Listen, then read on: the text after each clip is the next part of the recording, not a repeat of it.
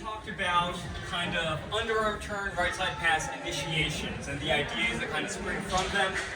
Like I said last class, we want you guys to have options. We want this to be a partner dance where we're reacting to each other.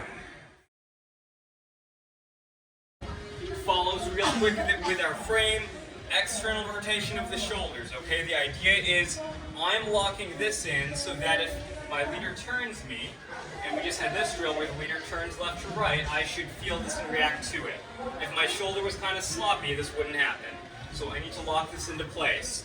Once I have this, the palms are turned up, elbows relax, wrists relax, palms are down. This is my basic followers frame, okay?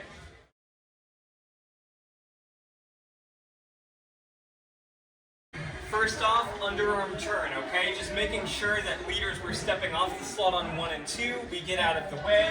Follow owns the slot. I'm giving her a space large enough that she wants to go under it. From there, talked about basic whip just real quick. The way that follows back up, going into 3, involves pushing with the left side of the back. So as I come into this connection, I am not turning or overturning. That's important for this cutoff whip.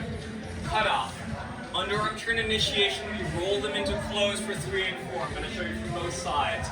Leader's real important. We didn't use the feathery fingers.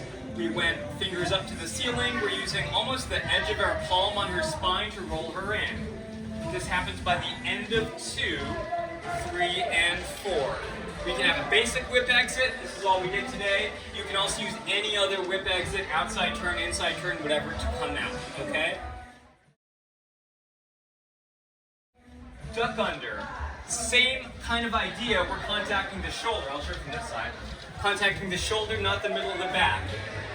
By 2, I'm aiming for her shoulder, and I'm going around and under. I am actually leading this. There is light pressure downward, and we go through, okay?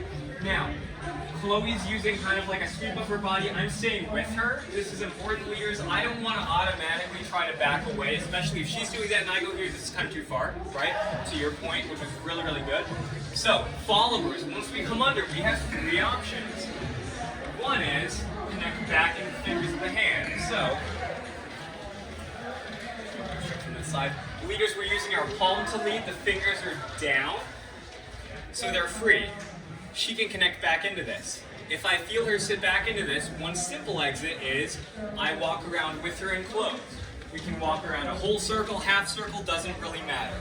Option 2 is she can style with the music, she does nothing. She doesn't give me this connection here. Again, hand on body is what we're using, not this one. If she does this, if she's dancing or even just staying, I can back up. I don't need to wait for her. I am giving her that second to see what she does.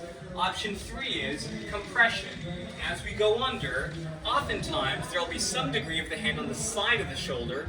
Followers can lean in. As she leans in, I match her. A simple exit for this is bouncing off and turning that into a lead. I'll show you that actually at speed. We have 1, 2, 3, under, compress, back, lead into the next pattern, okay? And that was it, guys. I think you guys did great. Thank you all so much. And you know, I teach locally. Message me anytime with questions, send me videos. Definitely follow up in any of these classes. I'm happy to help, okay?